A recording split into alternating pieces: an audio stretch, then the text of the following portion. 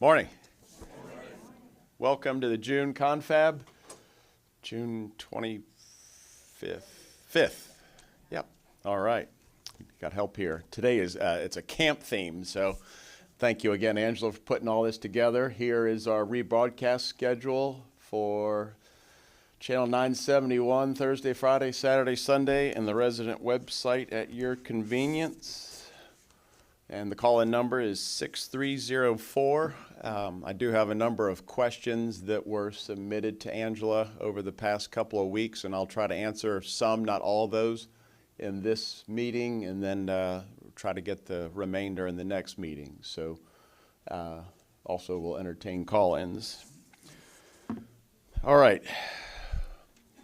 I know we have Tamika here. So first one we have, Tamika Irving. Tamika was seen providing exceptional care to a resident who was actively dying. She hummed and talked to the resident with such calmness and compassion. She went beyond expectations to make sure the resident was shown love and care at the end of life. Tamika, come on up.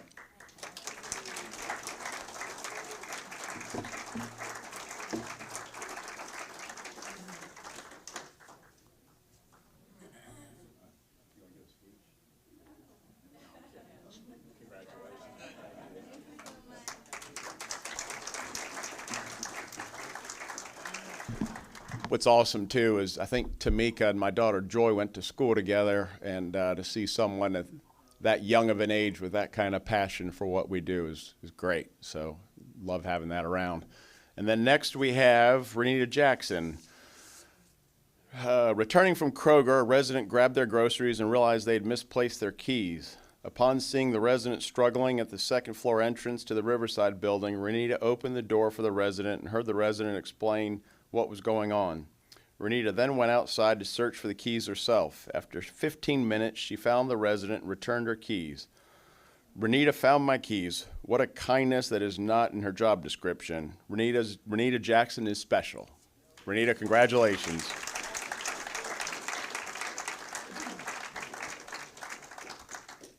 Congrats both, Renita and Tamika. Thank you. Keith, will come up now.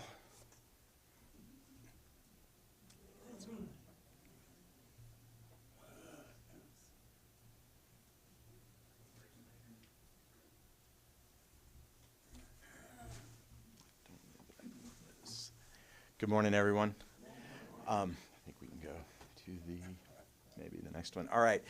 So new menu cycles have just started. A reminder that our menu will be changing 4 times a year. So comment cards for the cafe are, we actually would really appreciate those. We can make tweaks to the menus and change things. If you see any of the nutritionals out of line, we've tried to catch most of them, but sometimes we don't. Sometimes sodium is way up. We try to have everything, below 500-600 per thing. There are some that show 1,000, and it's usually just a computer error that we tweak. So new James River Grill DDR menus as well have just come out. So if you haven't, please go over and try the new menus and give us your feedback.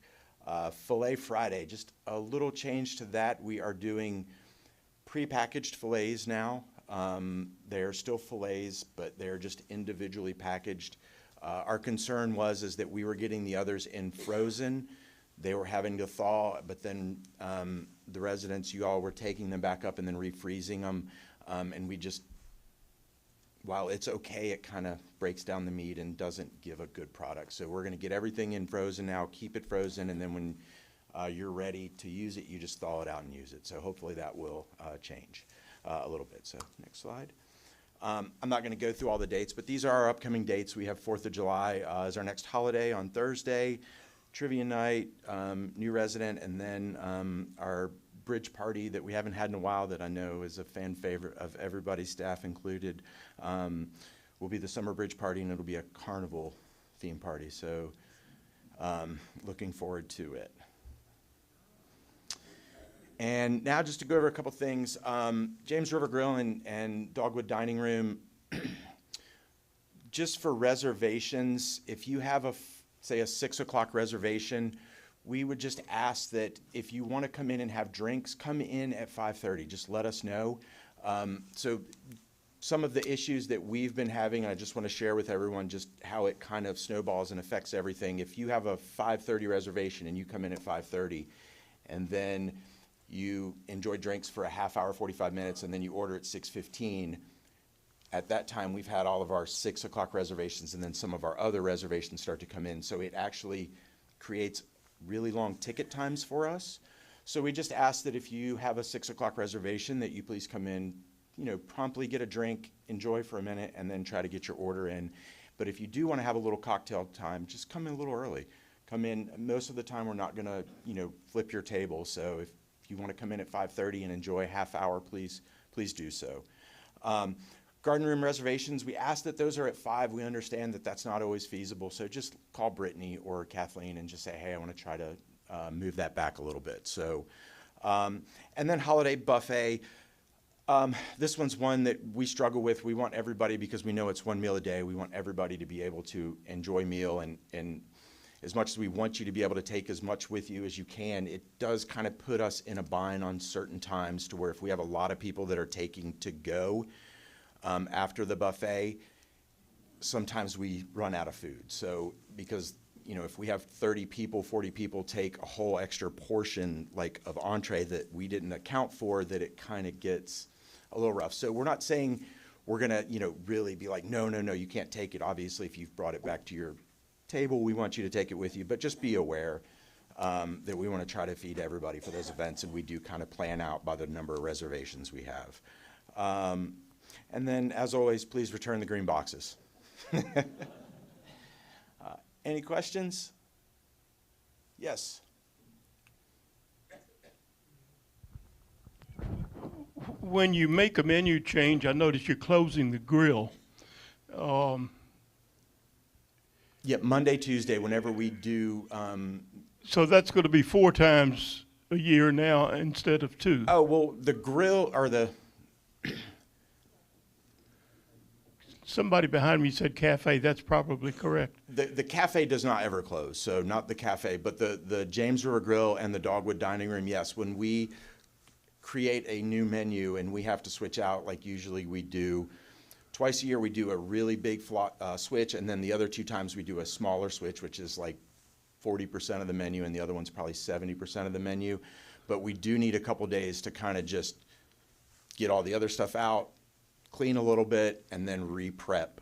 So then we'll open back up on Wednesday. So can you put a mini bar in the main dining room? That actually is something that we may be able to just keep the bar open. So that's a good point. I mean, so typically the bar area, we wouldn't be able to serve food because that would be hard, but the bar we could keep open. Well, I'm getting some thumbs up, and my I had out-of-town visitors here this past changeover, and I couldn't beg a drink out of anybody in the dining room. I'm sorry. Just call me next time. I'll say, just go to Keith's office and get a drink. Any other questions?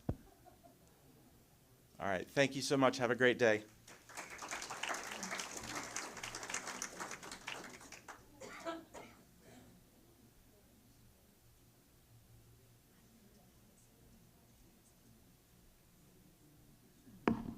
Hello. It's good to be with you this morning. I'm going to give you just an update on what we've been working on in the marketing office. So since April, we've added 27 new Canterbury Club members. And when we go back and look since August, we've added 57. And that is going to bring our total number of Canterbury Club members to 336. And just so you understand, a membership, a married couple would count as one membership. So that's for single people and married couples. So we've been meeting a lot of people since April. Also since April, we've had 7 apartments move-ins. So we've welcomed some new people here, and we've added 6 new Azalea off-campus residents. Currently, so the way we're currently looking, we have 8 apartments / cottages under renovations right now. we have one apartment that has completed renovation and completed housekeeping, and the move-in will be tomorrow. And I'm going to go back and let you know that those 8 apartments and cottages are all reserved. So they're all reserved right now. We anticipate we'll have one apartment open next month sometime, and we're excited about getting that under reservation as soon as we can. The second week of June, we had a marketing consultant named Patty Scotton here with us, and it caused a little bit of a stir because Carrie happened to be on vacation and Patty was sitting in Carrie's seat. And so, but our Carrie came back to us, and we got a lot of really good, helpful information from Patty. She's working with us to just improve and to be more efficient in the way that we do things. She was incredibly complimentary of our campus and really saw the value of what we're bringing to Lynchburg in this area. And just so you know, she's been helpful to me because although I've been here in October, it'll be 15 years. I've moved into the marketing role in April. So to have someone who's been in this industry for 40 years that I can, bounce things off of has been nice. So she will be coming back in July, and so you'll see her again. But, Carrie and Sharon are going to be right there.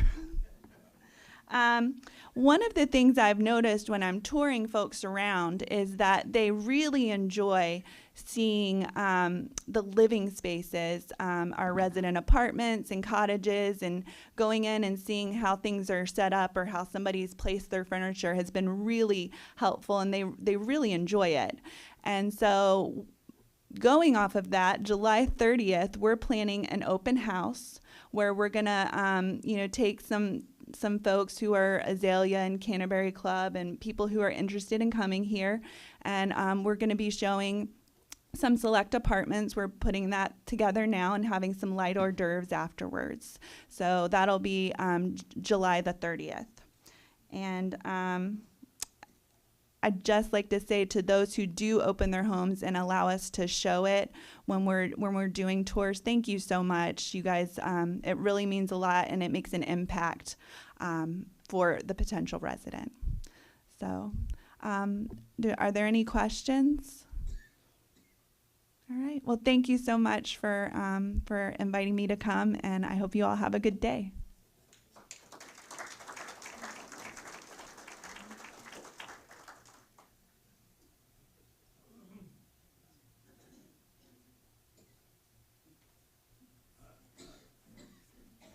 I'm here.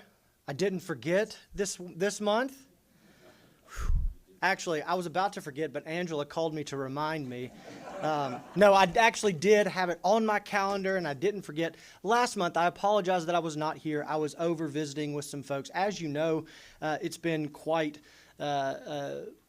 busy, quite a difficult time for our community with a number of deaths.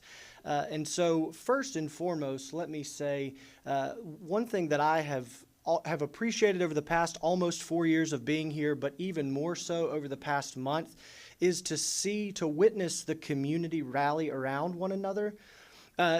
For instance, just because I see Sue Bass right here, I got in the golf cart because I was too lazy to walk from here over to the cottages to hug Sue's neck the day after Jerry died.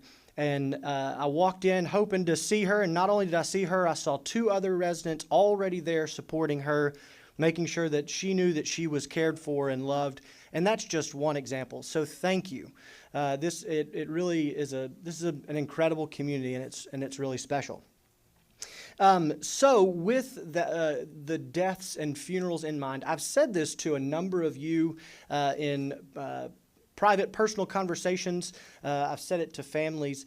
Let me say that my role here as Director of Pastoral Care, as chaplain, is to do whatever I can to help you and your family. I have no expectation of participating in a service, of doing anything more than what you need. I'm glad to help or to lead a funeral, a memorial service. I'm glad to reserve the room and make sure the lights are turned on.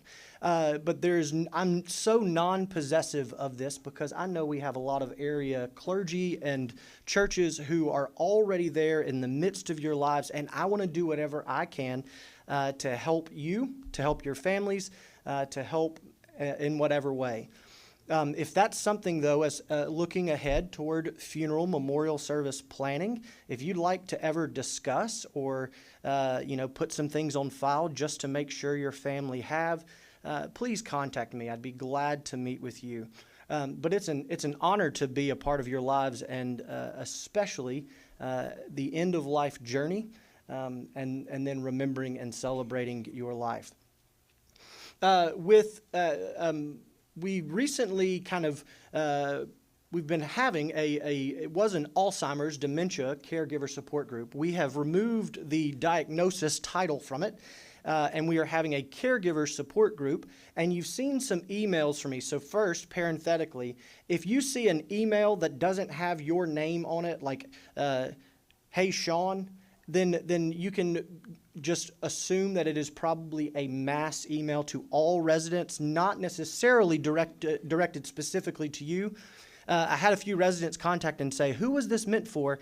It was not, anybody's invited to these things, of course, especially if you are in a caregiver role.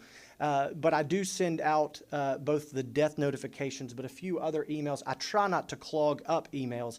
But if I can promise you that if I'm trying to get in touch with you directly, I will use your name to make sure you know that it's from me to you. But this caregiver support group is open for anybody, whether your loved one, your spouse, is still living in independent living, or maybe in assisted living, memory support, or in healthcare, and whatever the diagnosis may be. It's great to be a part of a peer group where you can share what's going on. You can share openly your emotions, knowing that they will be heard and you'll be supported, and as we do this together. But anyway, those are all the updates I have for today. Any questions, concerns, comments? Yes. Oh, thank you. Yes, she asked when the support group is. The caregiver support group is the third Thursday of the month at 10 a.m. in the chapel. I will put things in the elevator. I will try to get other information out to remind you. So thank you for asking that. I was kind of giving a general because I know with all the other information, trying to retain it all is tough. But I will make sure that I send a reminder out. In July, I will be away on that day on vacation, but Annette Loschert and Laura Morrison, who have both are on the other side of the caregiver role, but who have been vital in this group, are going to be facilitating that. So the next one will be July 18th at 10 a.m. Also, I realize that sometimes the timing and scheduling conflicts with your own schedule. I'm available anytime. It doesn't just have to be for that, and I'm sure there are others who would be willing to get together for, a cup of coffee and a conversation outside of the official gathering as well. So however we can support one another, that's what we're here for. Thank you for that question. Anything else? All right. Thank you.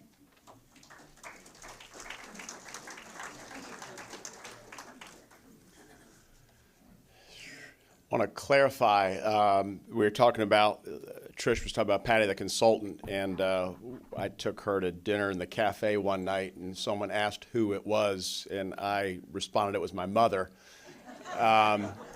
That got, I don't know, Nancy Brockman, or maybe it was Joyce Lloyd, started spreading the word that my mother was here.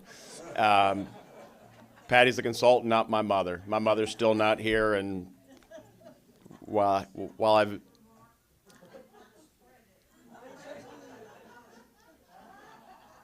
Pat, I think you said you're sorry for spreading the rumor, Nancy, and you won't.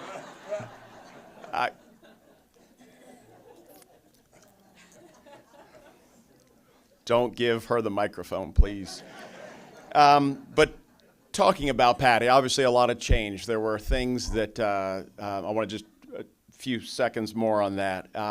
Laura obviously did a lot, but also was not able to kind of hand off everything that we would have liked in the manner we would have hoped for. So bringing Patty in as a consultant, I think it's important for us to look at, do we need to keep doing things that we've done for the past 12 and 15 years? Are there different processes and ways that we look at how we run the marketing office and making sure we support Trish and Sharon and Carrie back there?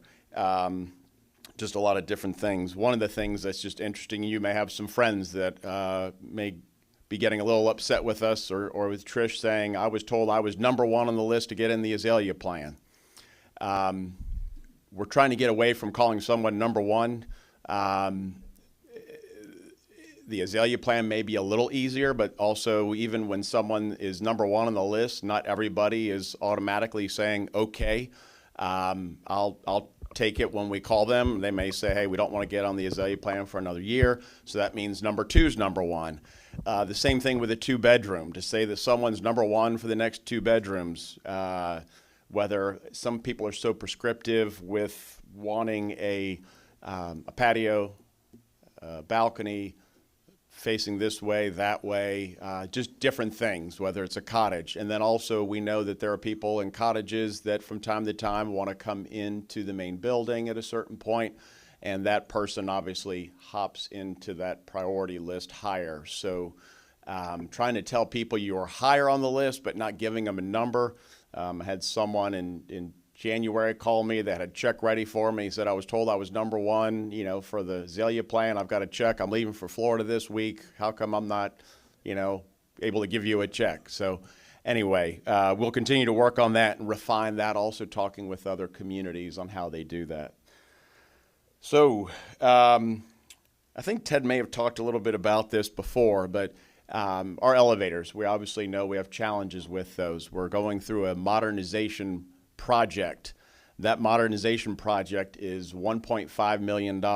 As we started looking at doing some of them and making commitments to maybe 1 or 2, we also saw elevation in cost with inflation going up for those and the project getting to be more expensive. So Paul and Ted, just here in the past couple of weeks, along with help from Matt and Tammy, have figured out a schedule. It's almost going to be a 3.5-year plan to spend about $1.5 million to modernize the elevators. I could give you numbers, but I still don't know all the numbers. But it would be Creekside, Brookhaven, Riverside, and then the service elevator in Riverside. So 7 different elevators. It's a lot of money, but it's something that we really need to do, and we'll be working on that. Trying to fit that into our larger capital budgets each year. We spend each year approximately $3 million. Year to date, we started in October. We spent over $2 million across the campus, whether that's renovations in someone's homes. Could be a lot of things behind the walls, boilers, air conditioners, things like that. But we are committed to working on getting these elevators right. But it's going to take some time. And also there's a pretty long rollout of ordering and when those parts actually get here. So just know that we're working on that. I announced Ted's retirement. We pushed a message out a couple of weeks ago. I had not shared it here. I know there are people that don't get emails, so I just, in TV land, want everybody to know Ted is retiring.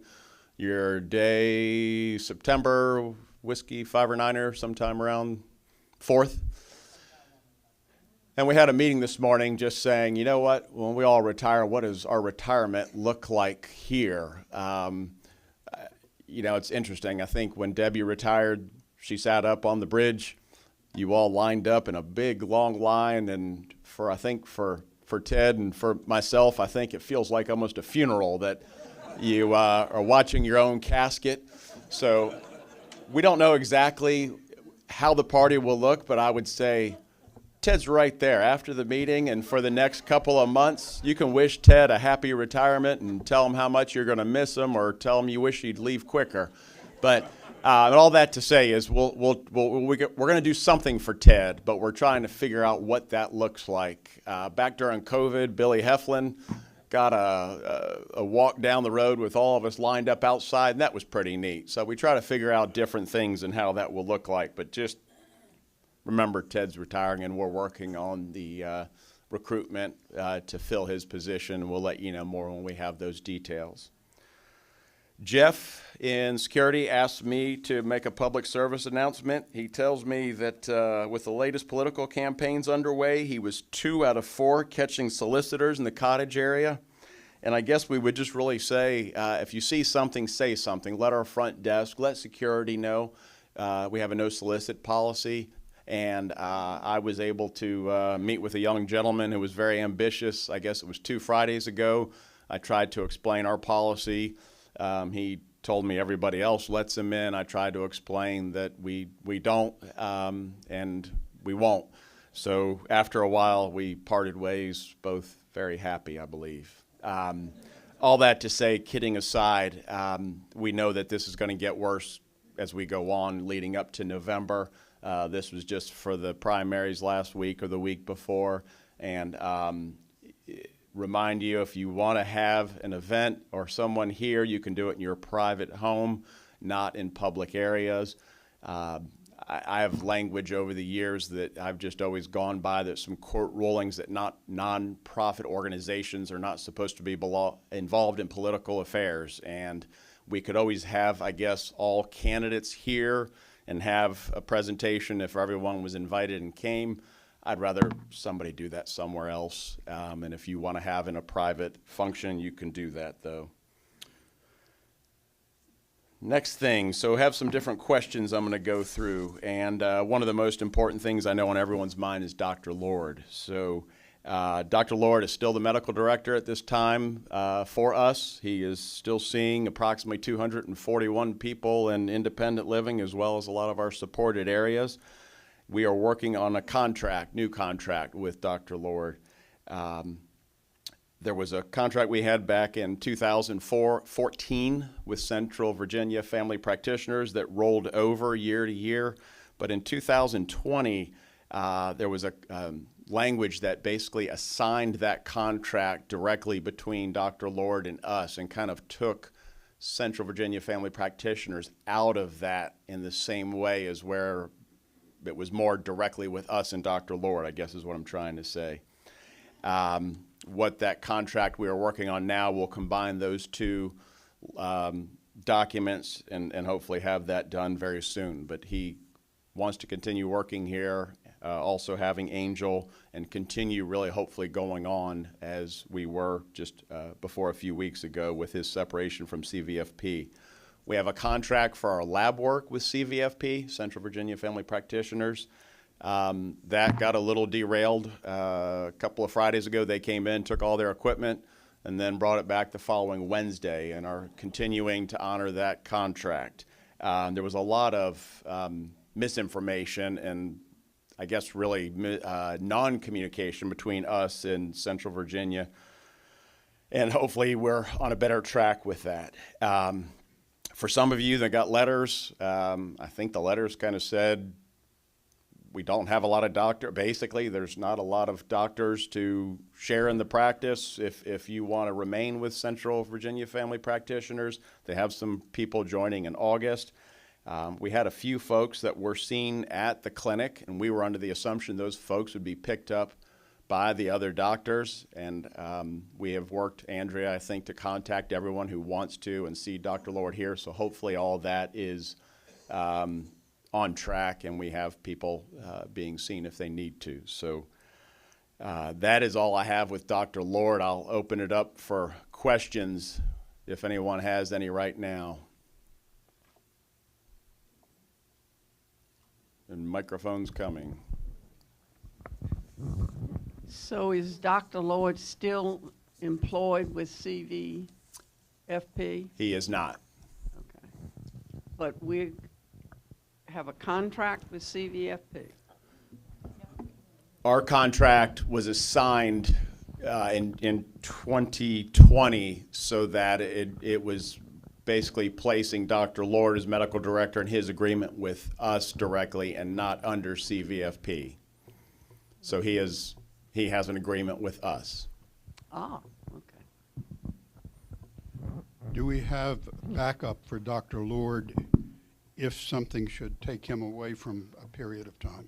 No, sir. We do not have a backup plan, but I am going to be talking with a physician here hopefully in the next week or two to try to learn more about what would be options here.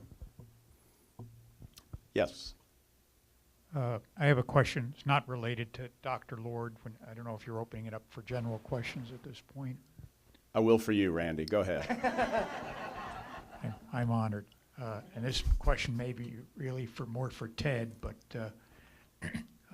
excuse me. What are those guys on the lift doing up on the Drinker building? I got that. All right, what we did was we notified that the drip line on the building that catches the water and pushes out away from all the brick was coming out of the brick. We had worked with them on taking care of that. We did not know they were going to be here yesterday morning. They just showed up, so that's why we didn't put any information out on that. I want to go back just to Dr. Lord before I move on other questions, because this is obviously a very important topic that Ashley's in the back has been working a lot on this to try to make sure that we continue to have someone here to meet your medical needs. Going once, going twice. Going to move on. Questions submitted. Always curious about Westminster Canterbury accreditation inspections. What is our competition doing, and long-term expansion? So I'm going to talk about accreditation just for a little bit. We've had this conversation a little bit with our board. We were reaccredited with CARF, Continuing Care Accreditation Commission. No. Always have to spell this out now. Commission on Accreditation of Rehabilitation Facilities. Used to be called Continuing Care Accreditation Commission.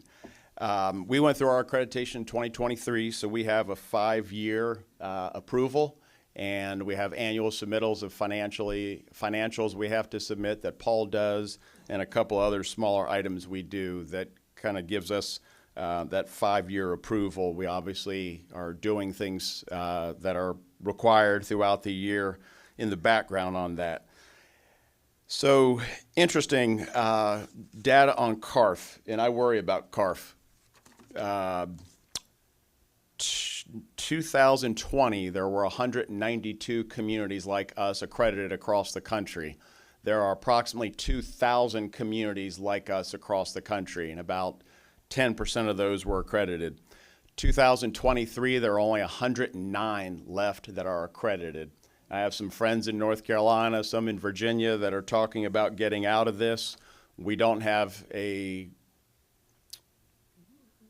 desire at this point to get out of CARF, but I'm not sure by the time 5 years rolls around that CARF's going to be an organization. They'll be an organization, but whether they will certify and do their process like they do for communities like this, I don't know, but those numbers are going down.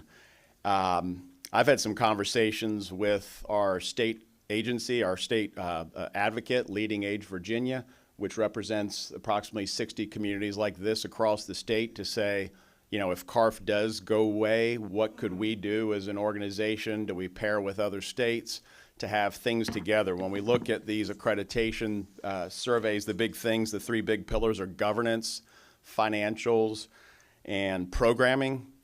And, you know, I think there's a way that we could still have something that we can benchmark and use as a guidance for when we look and try to become better at what we do, whether that's through surveys or other things. But I also just want to mention, and I kind of stole this from a friend in another community, different health and safety oversight and evaluations that we deal with. So the Virginia Department of Health, the Center for Medicare Services, we have annual surveys in healthcare, nursing, every 9 to 15 months, which basically says every year we have a survey over there.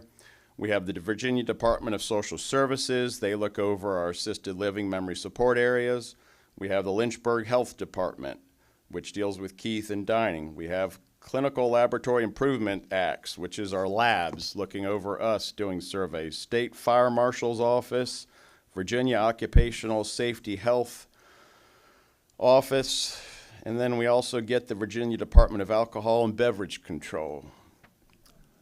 Some of you have been around here a while ago, but we actually had a little snafu many, many years ago where someone came in and brought a minor with them from beverage control, and we were a little not prepared for it, and served and got caught and had to close up for a few days and come up with some different plans to make sure that we carded everybody.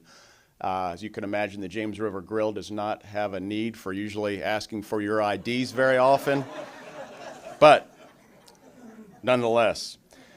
We also go through annual actuarial testing that is required, that Paul goes through, because technically with our life plan options that we have here, we are an insurance company, so we do that. We submit, Angela, every year to the State Department of Insurance, the State Corporation Commission.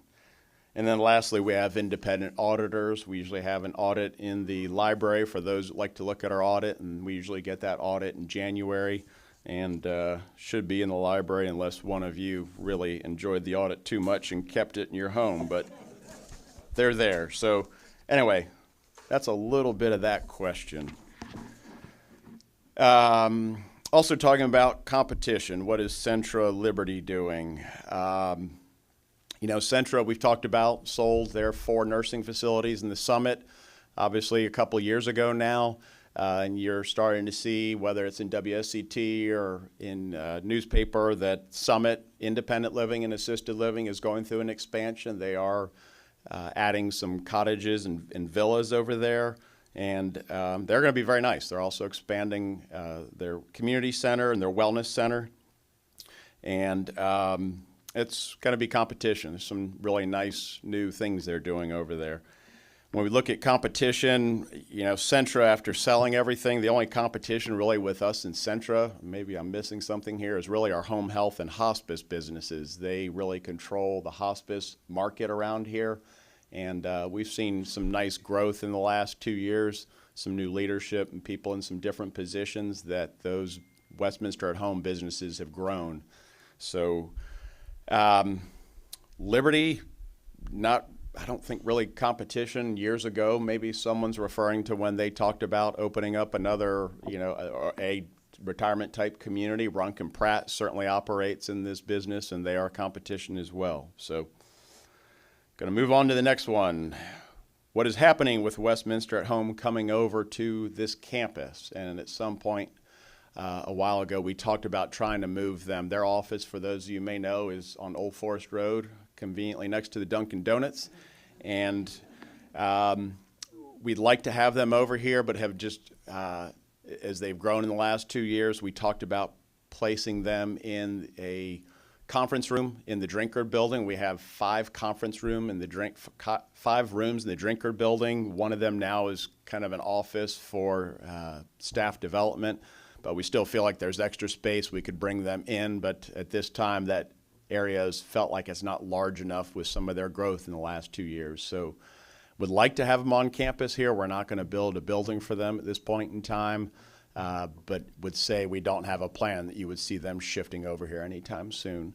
There was some ideas years ago when we were redeveloping the front lobby and whether or not the gift shop should stay the gift shop and should there be home health offices there. And I guess I just never liked the idea that someone comes to visit the marketing office, wants to move here, and then sees next to the marketing office a sign for hospice. Just, to me, just didn't seem to fit that well. So right now I would say we will revisit the space for Westminster at Home. Whether we could ever find somewhere over here, we will certainly keep that in mind, but they still have a lease that I think can be renewed year to year. And we'll be staying at that area on Old Forest Road for the time being. Next, someone wanted to ask about pickleball courts. And so the one area that was identified and has been looked at, Hurt and Profit has gone and looked at, is if you go Woods Edge parking lot where some of our staff park and the buses are parked, there's some land, lower land back that way.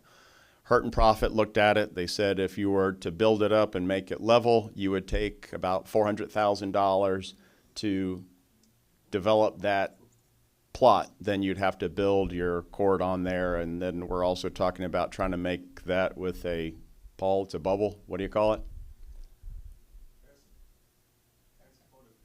An air-supported building, not a bubble.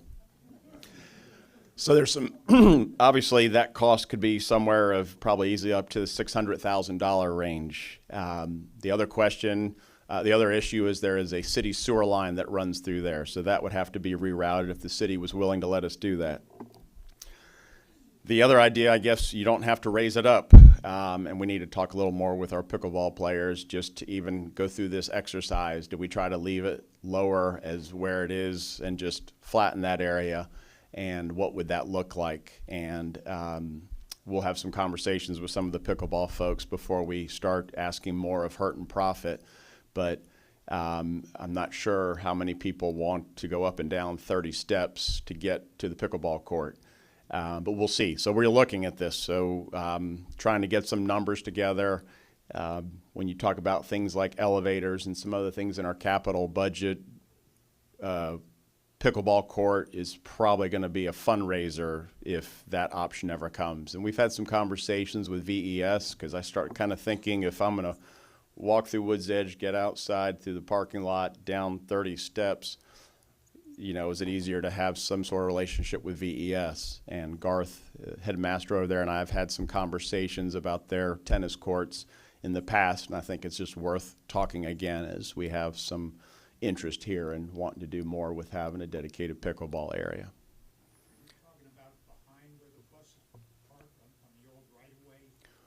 Not on the right-of-way. So if you're walking on the old right-of-way, Brandy, you would go kind of look to the left, and down the hill down there is we have some land, just barely a little bit of land before humankind's property line comes in. But it would be yes. Not a easy place to get to, but we're looking at that. Bill Gale said that he would give up his cottage if you put in the pickleball court for Westminster at Home to move in. We'll talk to Judy after the meeting. So anyway, there's a couple more questions that I will bring up and talk about next meeting. One of the things that I did not get into was our long-term expansion. We don't really have a plan right now. We went through the last finance meeting, talked about our master planning, and showed you all the different places that we've looked at what expansion could look like and how many of them were just very inconvenient to the campus. We'll share a little more just maybe about our strategic plan, some summary of that, and talk about a couple other items that were asked that I didn't get to. Was told this morning in a meeting I shouldn't go down this road. My last thing is artwork. And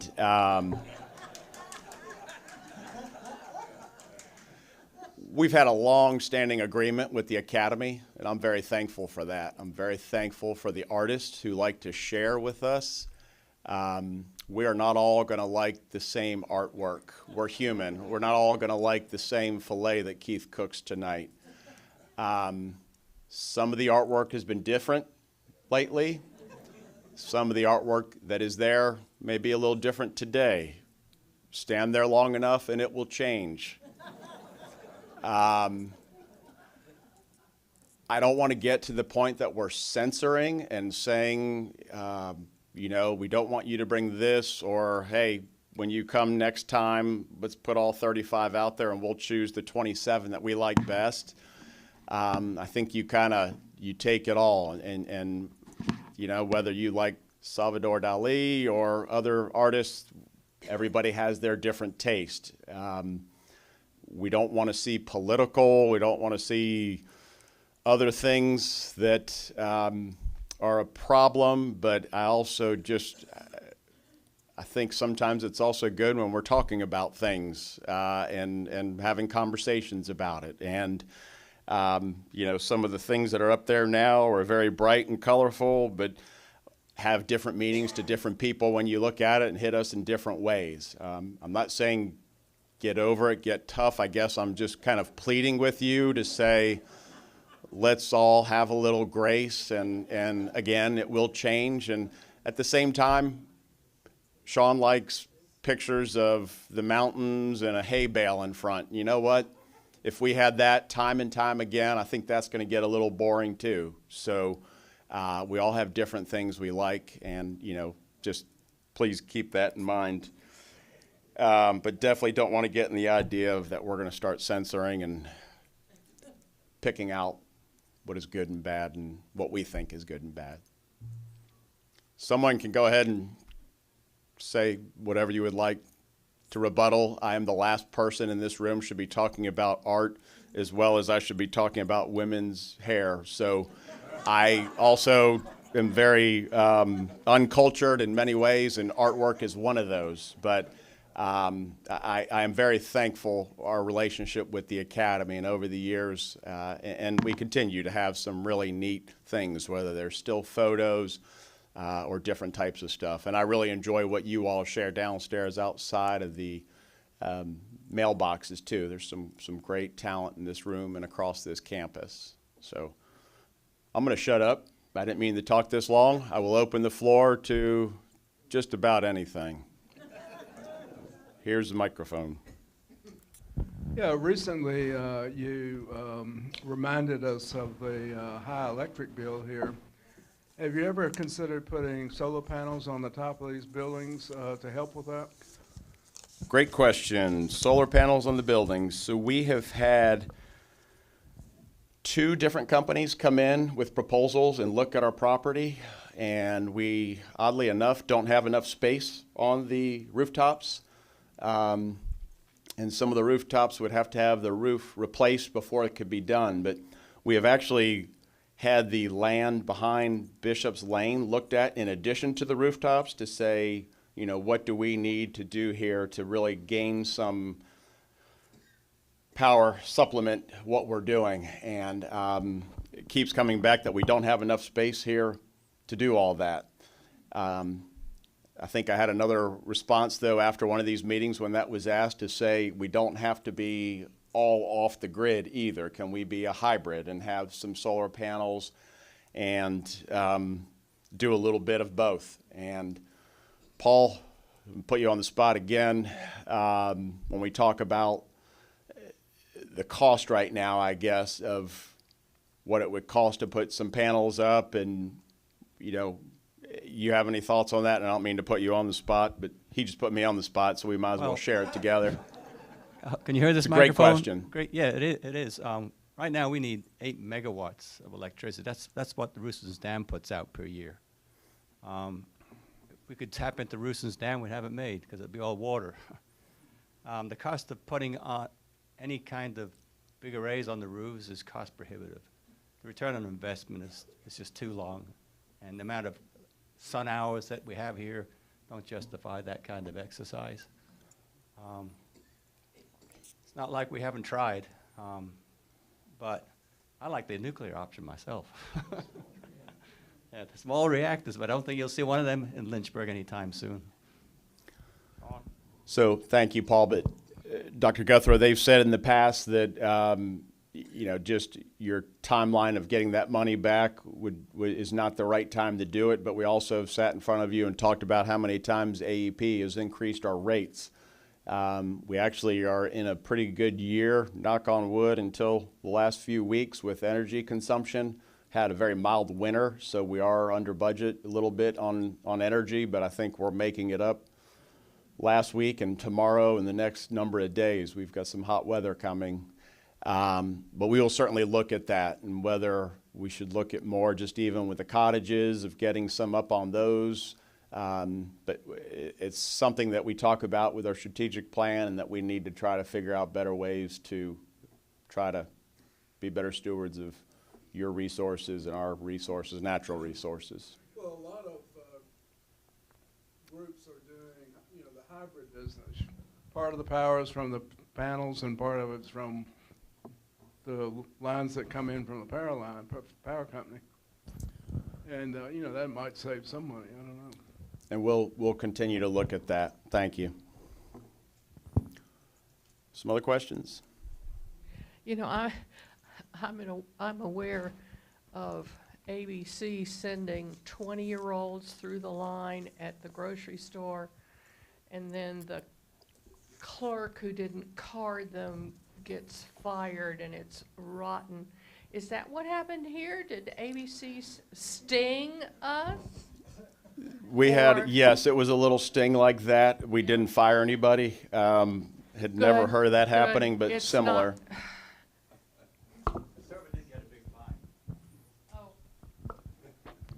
All right, my one published opinion was my client pushed an ABC officer at a sting operation and got charged with assault and battery on a law officer, and come to find out it wasn't covered in the code. So the legislature had to do that, but I have that one published opinion. But that's why I bring ABC that is a sticky thing, sending somebody in as a sting. So y'all look around. If there's somebody you don't recognize, make sure we're not in a sting. Like our solicitors, see something, say something. I didn't want to say anything because he was African American, and I didn't want to seem like I was a racist for getting that young man off the campus. But I did see him several times. He was so nice. But I'm not I sure know what you're he's- talking about. Well, there was an African American young man who has come to my door several times, and I finally told him that I really wasn't a Republican. But he was, it was for McGuire. You know, he had the. I think we're jumping from ABC back to Back to the political Yes. campaign people. And I just didn't want to say anything because he was this African-American young man, and I was afraid to look like a racist to tell security to tell him to get off the premises. So I should have maybe been more forward about saying, don't come here, and done it myself. I'm kind of forward, but I just didn't want to do it. Thank you. I would just ask if anyone is soliciting on our campus, please ask security at the front desk to remove anyone soliciting. Thank you for anything, whether it's politics or anything else. Thank you. Am I live? All right, Sean. How much of the medical expense that is incurred by a injury of an employee on campus covered by Westminster? So good question. How much, so you're talking about a workers' compensation incident, and right. how much is incurred by us?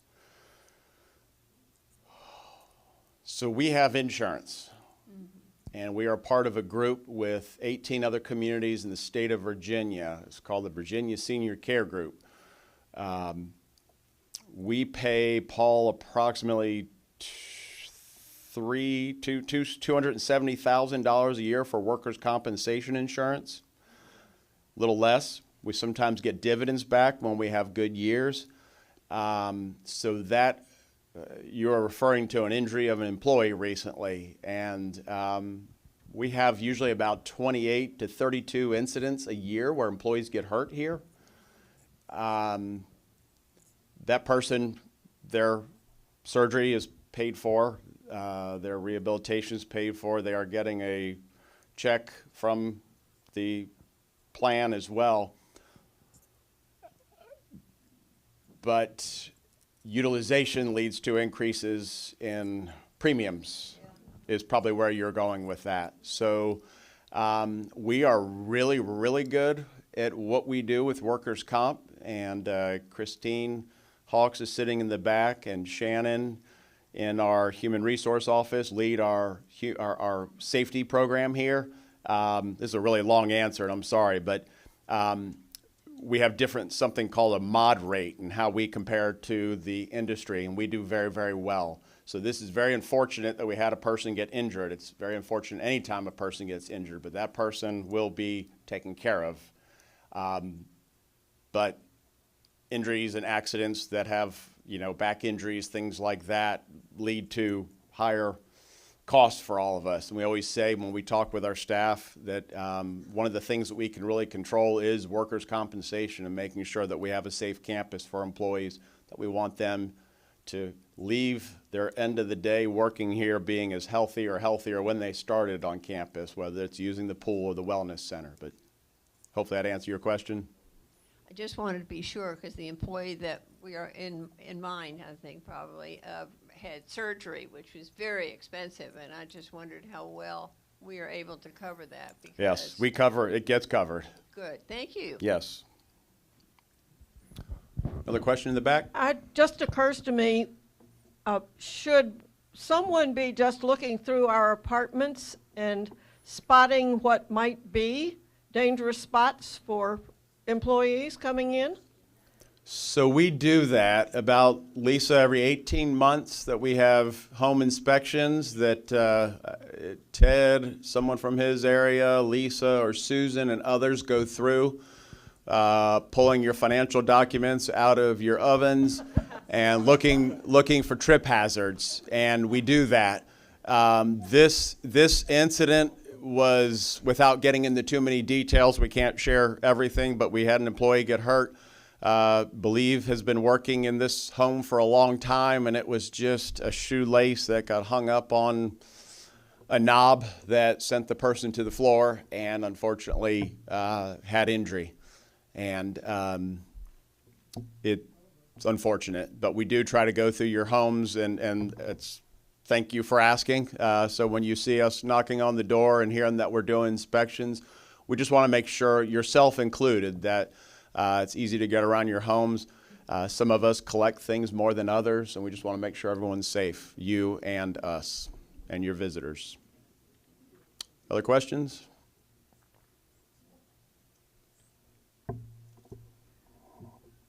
This sort of relates to safety. The sirens and the doorbells that ring in the hallway, then their voices. The apartments are so beautifully soundproofed, and our hearing is maybe not what it was some time ago. Unless you get up from where you are, walk to the door, open the door, it's usually in time to hear, you may now go back to your regular activities. This seems to me okay unless there really is something that we should be doing. And we know that something, we don't know if it's a test, usually that's part of what's being said that we can't hear. So I wonder, I mean, I'm not asking for a boat drill or something, but is it really working? That is, in terms of notifying people who are in their apartments. So we are required to do drills, and a lot of the times they are drills. I don't want to say they are always drills, because if we need to get you out of your home, we're going to be coming door to door, and you're going to hear that alarm go on a lot longer than just, 30 seconds to a minute and a half. And you would hear, I would say, if you start hearing more, come outside. But we will also would go to your doors and be knocking on those. Ted, do you have other thoughts on that? Yes, absolutely. The safest place is inside your home. That's the safest place. If we were to put the announcers in every single home like we have some, it would really be extremely loud and very confusing. So inside your home, you have like an hour-and-a-half door, basically, fire door, and you have a sprinkler system and smoke alarms, as you know. If there is an emergency, someone will come to your door and give you directions. So that's where we'll be working on that some more in the future as well. That's a very good question. They are loud in the hallways, so just bear with us, and we'll work with you if you need more assistance from that point. And the other part of placing wiring your homes for speakers to every home in all three buildings, believe it's over I would say $1 million. Paul says $2 million. So, next question. I don't want to sound petty, but we're having some problems with people parking in the Riverside garage that don't belong there. There was a car from out of state, obviously not a residence car, had no sticker on it, that was there for over a week, parked in the garage. I know security was notified several times, but can we get a bigger sign over that front entrance of that garage that says residents only? I mean, the sign that's there is like a 6-inch sign. We can make that larger. People tend to ignore signs, no matter how big they are. But you're right, and sometimes it's difficult for us to find that individual that comes on campus. So we do look, we do try to find it. I can tell you we will keep trying to do a better job of policing the parking, but especially our contractors and vendors now. I know we had some complaints recently about that. So we'll work on that as well. They also questioned why I got the floor also about that small parking lot where the bus stop is. That is for our contractors and vendors. Sometimes we have some residents parked there, but not too much lately. We have painted service on the parking area, so to remind folks it is for our service folks. Thank you. We will certainly try to watch that area better, all of them. Any more questions? All right. Thank you for your time today. Have a good day.